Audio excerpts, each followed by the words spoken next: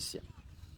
Versículo de número 1. Pedro, apóstolo de Jesus Cristo, aos eleitos que são forasteiros da dispersão no Ponto, Galácia, Capadócia, Ásia e Bitínia.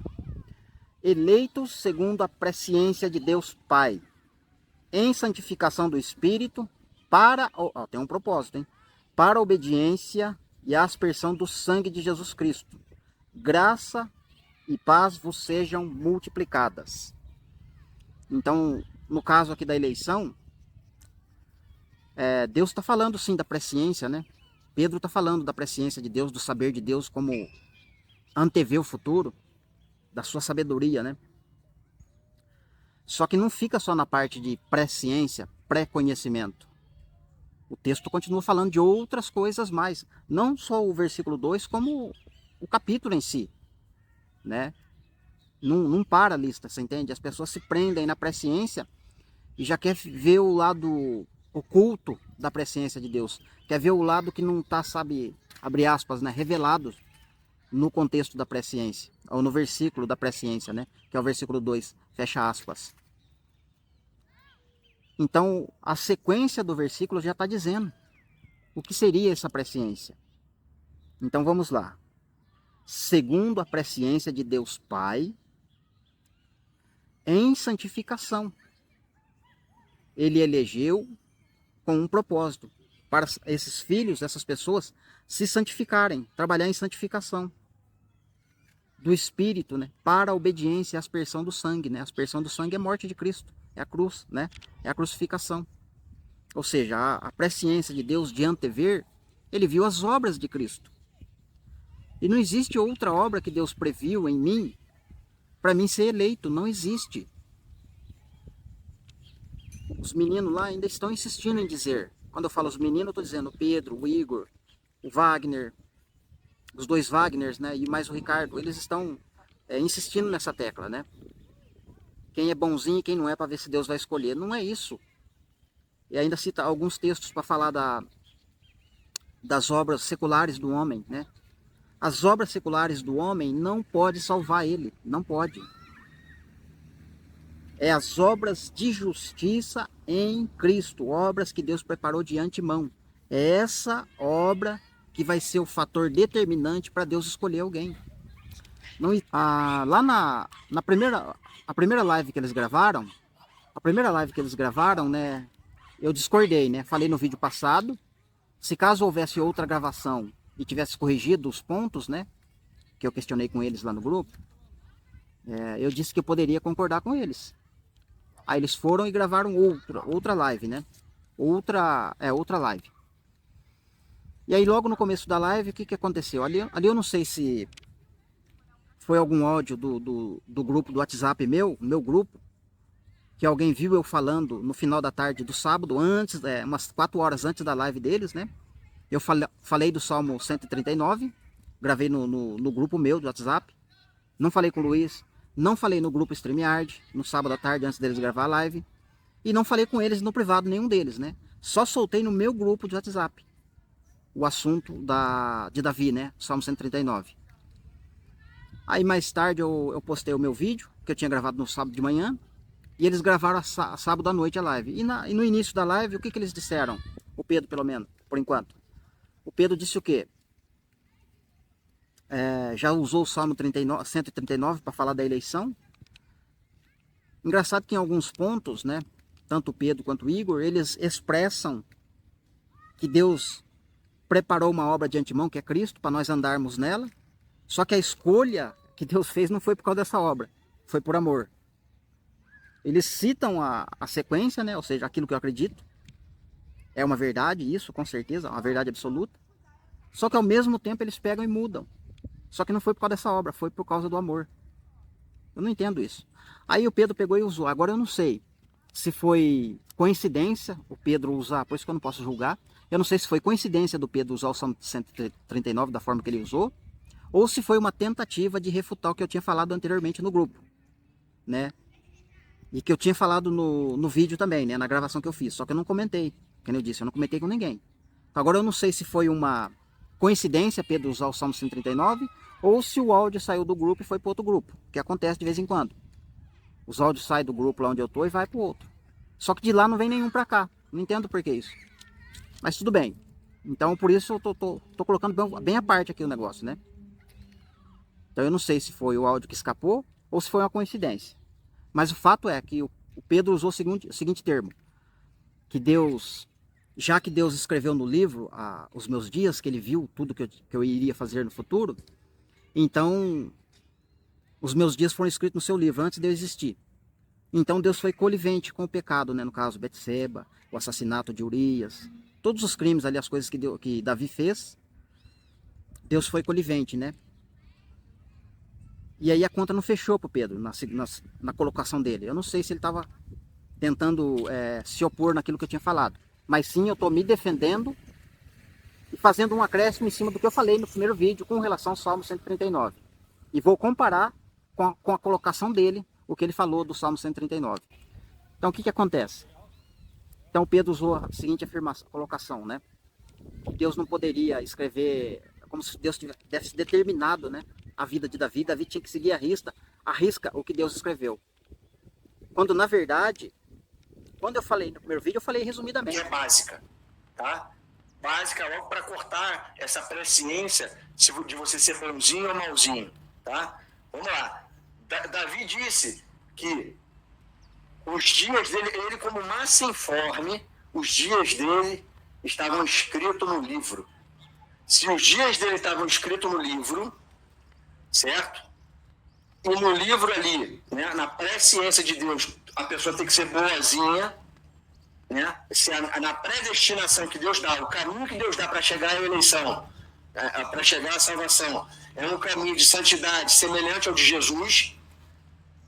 Se Deus determina isso, né, e ele escolhe lá no final, se o cara é bom ou mal, e é por isso que ele escolhe, e ele tem os dias de Davi todo escrito no livro dele, o pecado de Betseba estava escrito no livro, e Deus foi conivente com isso.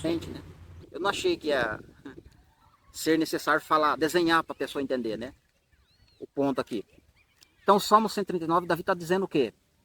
Que antes de eu existir, o meu feto ainda é informe, quando os seus olhos me viram o meu feto, ou seja, aquilo que estava em formação ainda antes de existir, já foi assinado e escrito todos os meus dias. E eu digo para você que esse livro que Davi está citando não é o livro da vida, mas sim o livro das obras. Então, de uma forma ou de outra, meus irmãos, tem um livro que é escrito as nossas obras, entende? Sejam boas ou más, está escrito num livro. E existe o livro da vida, onde o meu nome já foi escrito, antes da fundação do mundo. Porque Cristo viu minhas obras em Cristo no futuro. Só que o livro das obras é para mostrar que se acontecer de eu não escolher o caminho que Deus preparou de antemão, se eu escolher um outro caminho e praticar obras más, mesmo que eu faça boas obras seculares, ajudar os pobres, dar cesta básica, fazer as coisas que os ímpios fazem aí, né? Fazer aquelas ajudas de camarada, sabe? Fazer aquelas ajudas assim. Mas não andar no caminho que Deus predestinou, que é Cristo. Veja bem. Aquele livro que foram escritos os dias da minha vida está lá em Apocalipse, ele vai ser aberto. E lá Deus vai falar, ó, você fez isso aqui, isso aqui, isso aqui lá. E esse aqui é o que eu escrevi para você. Esse foi meu desígnio, minha vontade, meu propósito. As boas obras que eu preparei de antemão. E eu coloquei o seu nome ali, ó. Só que você não escolheu aquele caminho, você escolheu outro caminho. Então eu risquei seu nome de lá e eu deixei as suas obras escritas aqui, para você ver as obras que você praticou. E por isso você está sendo condenado. Então, uma coisa não anula a outra. Os meus dias foram escritos em um livro. Entende? Ou estão sendo, não importa. Importa que existem os dois livros, o da vida e o de obras. Ambos estão sendo escritos. Agora, não tem como a gente saber em qual tempo que foi escrito, por que foi escrito. Sabe, que jeito que foi escrito, com qual tinta que Deus usou. Se é com bique, se é com lapiseira, sabe? Aí também não dá. Vamos para outro ponto. Ou para outro texto, melhor dizendo. Então, essa parte do Salmo 139, com relação à fala do Pedro, né, eu não concordei de novo. Por esse motivo, né? Porque ele olhou o Salmo como se fosse um decreto. Que a pessoa tem que viver conforme Deus escreveu. Não, ele colocou a existência do homem. E colocou os dias. Agora, se aconteceu assassinato, aborto, alguma coisa que o homem interveio, Deus não vai intervir nisso, entende? Deus preparou, mas às vezes o homem vai lá e a pessoa comete um aborto, um assassinato, uma fatalidade, um acidente, sabe? A pessoa pode morrer. Mas a causa da morte foi o homem, foi a escolha do homem. Ou a ação de outro homem em cima daquele, sabe? Mas Deus não interviu no futuro dessa pessoa. Deus não se opôs no destino que ele preveu para aquela pessoa. É isso que precisa ficar claro. O homem pode sim ter seu caminho interrompido. Deus tem um propósito, Deus tem um objetivo, Deus tem um plano para cada ser humano. Só que Deus não vai controlar a risca, sabe? Ah, aquele lá tem um plano e eu vou defender de unha e dente para nada acontecer com ele, porque eu quero que o meu plano seja executado nele. Não, Deus não é assim. Em alguns casos não tem jeito, sabe? Acontece. E aí tá, sabe, a sabedoria de Deus, uma beleza também nisso, sabe? Você vê que Deus consegue resolver todas as coisas e ele consegue deixar escrito a resposta para tudo, inclusive. Mesmo em questões difíceis. A resposta está ali na sua palavra, para mostrar a profundidade e a sabedoria dele. Não é preciso eu ficar falando tanto assim a respeito disso, né? Aí a gente vai para o texto. E ó, Davi ainda lá no final do capítulo, vocês veem que ainda Davi, sabendo que existia um plano para ele, e que tinha algo escrito a respeito da vida secular dele, ele ainda fez a oração. Ou seja, terminou o capítulo ali, né? Aquele trecho, aquele ponto ali. Sonda-se em mim algum caminho mau, e me avise, me ajuda a andar no caminho eterno. Ou seja, existe o caminho de morte, existe o caminho do homem, né, que é um caminho incerto, e existe o caminho da vida. Ainda Davi fala, ó, eu sei que está escrito os meus dias. Me ajuda a encontrar o caminho da vida, me ajuda a encontrar o seu propósito, me ajuda a encontrar o caminho, a obra de antemão que o Senhor preparou para mim, para que eu possa andar nela e ter vida eterna. Eu não quero ficar no caminho secular que já está escrito ao meu respeito. Percebe? As obras praticadas pelos homens, isto é, as obras em Cristo praticadas pelos homens, né, ou não praticadas pelos homens, pode mudar uma predestinação de Deus. Isto é, a palavra predestinação, ela não tem tanta força quanto a resposta do ser humano ao convite que Deus faz nessa obra que ele preparou de antemão. Deus elegeu porque ele viu uma obra de antemão em você, certo? E aí, quando ele vê essa obra em você, que essa obra é em Cristo, ele vai predestinar você a ser salvo, certo? Só que a predestinação, ela não tem muita força, sozinha. Por exemplo, Deus viu que você vai receber a Cristo, que você vai praticar boas obras em Cristo. Então Deus elegeu, Deus te predestinou para a salvação, só que em determinado ponto, pode acontecer de você apostatar, seguir outro caminho. E aquela predestinação que Deus havia previsto, ela perde a força por causa da sua escolha. E Deus não interfere na sua escolha porque ele quer uma atitude voluntária da parte do homem. Uma resposta voluntária. Ele não quer algo robótico, sabe? Porque se Deus predestinar o homem para a salvação, porque ele viu boas obras no homem, a palavra predestinação não pode pesar tanto assim na vida do homem. Ao ponto que ele tem que ficar ali seguindo a predestinação. Porque ele pode sim, inclusive o Pedro falou, uma hora eu posso estar dentro do propósito, outra hora eu posso estar fora. Entende? Uma hora eu estou em santidade, outra hora eu estou em pecado. Se eu morrer num desses momentos, por exemplo, morrer em pecado, não cumpriu, não alcancei o objetivo, o propósito de Deus na minha vida. Você entendeu?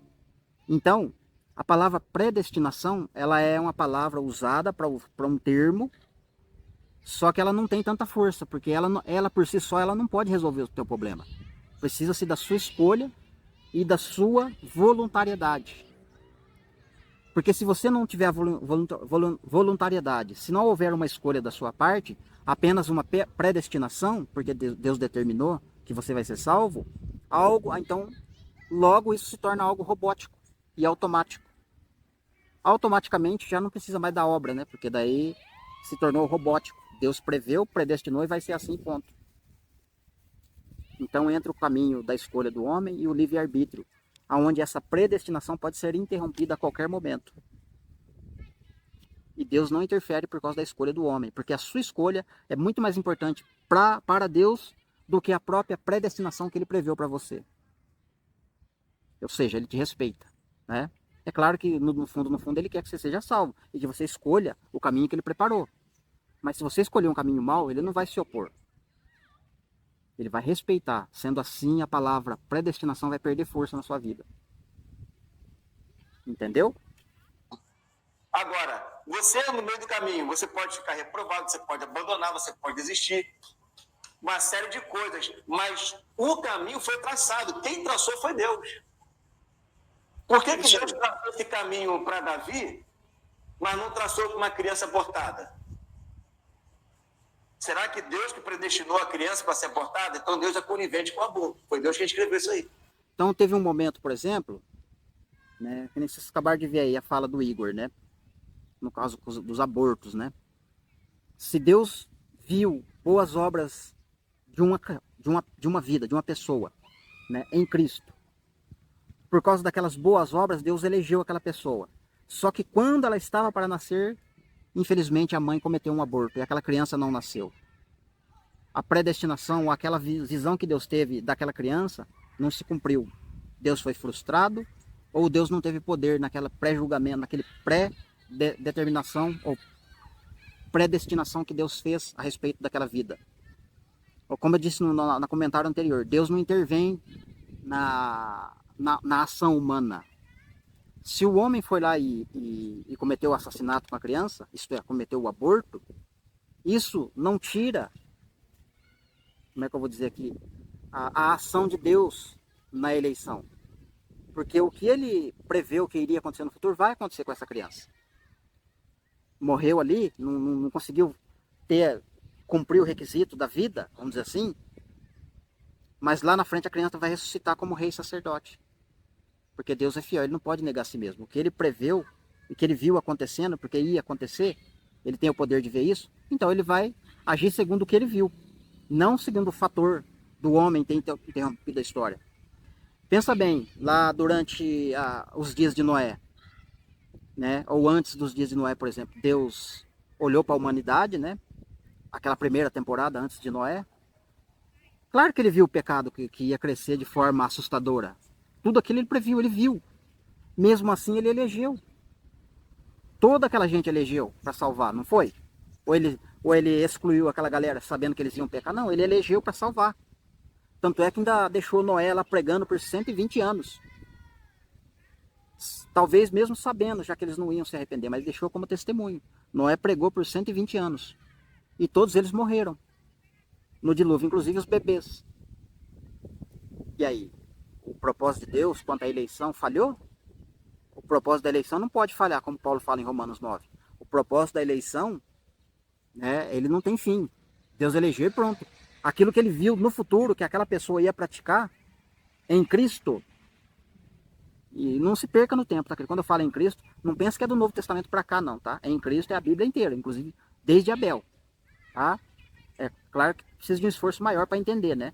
Mas é desde Abel até o último lá em Apocalipse, a 7ª trombeta. Propósito de Deus em Cristo, de Abel até a 7ª trombeta de Apocalipse 11. Em Cristo, tá? Não fica perdido na linha do tempo, não, que nós estamos presos no tempo. Deus não está preso no tempo, Deus não precisa disso. Então ele preveu tudo aquilo, mesmo assim Noé pregou por 120 anos. E ainda, olha só, salvou os animais e não salvou as pessoas. Ele fez acepção de pessoas? Claro que não. Entende? Tudo tem um propósito. E ali, no caso, eles não quiseram, rejeitaram. Assim como lá na grande tribulação as pessoas vão rejeitar a mensagem. Todos eles vão morrer, inclusive crianças e bebês. E aí o propósito vai perder o propósito? Perdeu o sentido do propósito? Ou foi aniquilado o propósito? Não, o propósito mantém de pé, porque Deus não é homem para que minta, nem filho do homem para que se arrependa. Então o que ele preveu, o que ele designou no coração vai acontecer, independente da ação do homem. Ok, eu acho que eu consegui falar, né? Explicar aí para vocês esse ponto aí da predestinação e da parte da ação do homem e a ação do Senhor Deus em nossas vidas. Deus não interfere no nosso livre-arbítrio. Deus não interfere no livre-arbítrio. Deus não quer robô. Deus quer pessoas que tenham voluntariedade em buscá-lo. A voluntariedade vai fazer a diferença para Deus, né? Ele conta com a voluntariedade. Assim como antes da fundação do mundo, quando aconteceu as rebeliões, as guerras que aconteceram no céu, né? Deus não interferiu, certamente ele não interferiu, deixou os anjos guerrearem entre si, para ele ver quem é que estava defendendo Deus e quem não estava, quem estava com a verdade e quem não estava. Ele estava sondando os corações, assim como é hoje. Ele não intervém, está tendo debate, está tendo discussão, ele está intervindo? Não. Ele deixa ver para sondar os corações e provar os corações, por meio das coisas que acontecem, que no caso são distorções e guerras, né? Difamações do caráter de Deus. Beleza? Então vamos lá. Então aí o Igor estava falando dos bebês abortos, então não creio que é dessa forma, né? Ah, vai ser nação restante. Eles não tiveram pecado para ser rebaixados e não tem como ser ressuscitado lá no trono, no juízo final, né? No trono branco. Por que esperar 1000 anos para condenar, para julgar as obras de alguém, se eles não têm obras, né? Porque a criança não tem obra, não tem pecado. O que você vai julgar numa criança? Então é melhor elas ressuscitarem junto com a igreja, com os seus postos que Deus preveu. O homem interveio antes, mas Deus continua sendo o mesmo, ele não nega a si mesmo. Então o meu propósito vai se cumprir, né? A minha vontade vai ser feita, como Deus fala, né? Então se ele preveu que aquela vida ia ser rei e sacerdote, lá na hora de reinar vai acontecer exatamente como está escrito, né? Tito 3:3. Pois nós também outrora éramos nécios, desobedientes, desgarrados e escravos de toda sorte de paixões e prazeres, vivendo em malícia, inveja, odiosos e odiando uns aos outros. Verso 4. Quando, porém, se manifestou a benignidade de Deus, nosso Salvador, e o seu amor para com todos, não por obras praticadas de justiça por nós, mas segundo a sua misericórdia, ele nos salvou, mediante o lavar regenerador e renovador do Espírito Santo. Então aqui está claro, né? Não é as obras seculares que nós praticamos que vai pesar na balança para Deus me escolher, mas sim as obras em Cristo, que é no caso a parte B do verso, que fala mediante ao poder regenerador e renovador do Espírito Santo.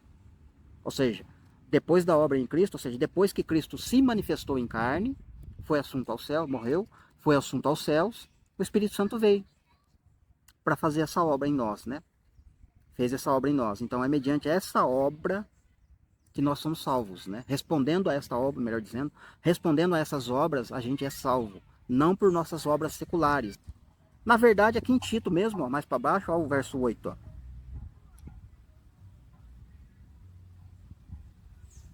É o verso 8 mesmo, ó. Tito 3, verso 8. Fiel a esta palavra, e quero no tocante a estas coisas, faça afirmação confiadamente, para que os que têm crido em Deus sejam solícitos na prática de boas obras.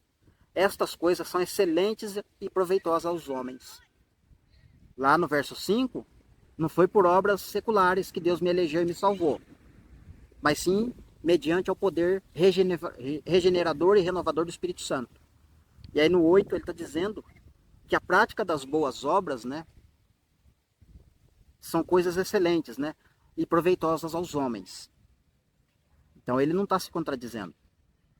Se é sem obra, por que tem obra embaixo? No mesmo capítulo, né, no mesmo contexto aqui, vamos dizer assim. Então é só associar direitinho a coisa, né? 2 Timóteo, vamos lá. 2 Timóteo 1:9.